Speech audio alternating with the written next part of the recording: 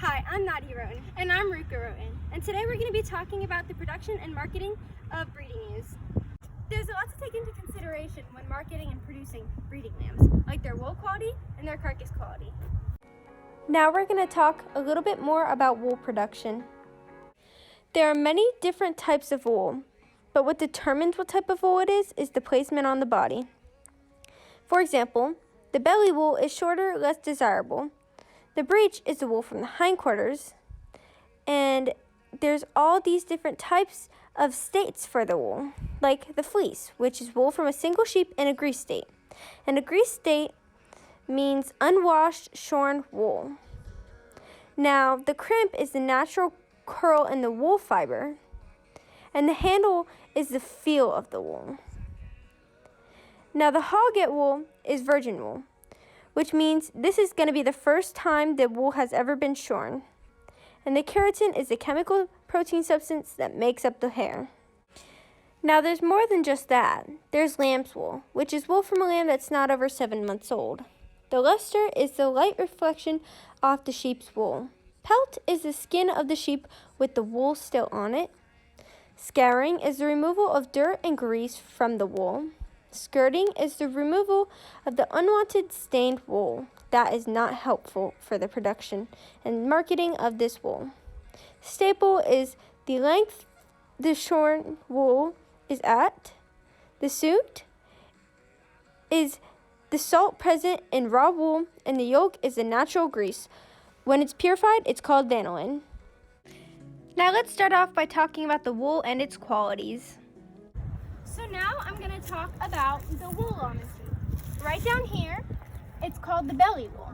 It's the short, less desirable wool, and it's fuzzier than the rest. And as you can see, her wool was just cleaned, so it is no longer grease wool.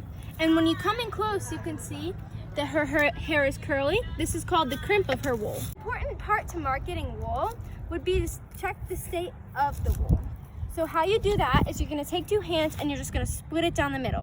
As you can see, this lamb has nice quality wool. It's soft, and she is a dual purpose lamb. Now we are going to talk about the marketing and grading of sheep. Another thing that's very important to the marketing of lambs and ewes would be grading. Grading is cut into 5 categories based on how the lamb or animal looks. There's prime, choice, good, utility, and cold. We assume she would be between prime, choice, and good because she is a yearling mutton. And she is the ideal weight for a market lamb. The next important part would be marketing and grading. In a couple seconds, you will see the cuts of meat on a real lamb, but for reference, these are all the main parts, including the loin, sirloin, flank, foreshank, hindshank, breast, shoulder, and neck. Now we'll be talking about the parts of a lamb. As you can see, right here is the ribs, and then the loin. The loin is the highest quality cut of meat, and it's most desired. And then we have the rump. It's less desired, but still pretty good. And then down here, we have the rear flank and the foreflank. And then up here, we have the shoulder. And this is also a desired part, right? And then we have the brisket right up front, so if you want to show that. And this is a very tender cut of meat too. And to measure the fat quality of this lamb, you would go down to the 13th rib, and then you would measure there. So as you can see, there are many cuts of meat on this animal. Now, are you cooking your meat right? Well, that all just depends on if it's tender or less tender. If it's more tender, then you're going to want to do dry heat. That'll ensure a more stable roast and will stick together more. But for less tender, harder, chewier pieces of meat, you'd want to go with a moist heat. As you can see, there's a lot more to this lamb than just the meat, so we don't want to waste all the other stuff that it's got to offer. All the edible or inedible parts that we usually don't use for meat serve a very important purpose more than you would think. These byproducts can be made from things like hides, pelts, fats, bones, feet, glands, lungs, blood, and more. Their uses could be for gelatin, leather, glue, hair, wool, lanolin, bone meal, meat meal, and more.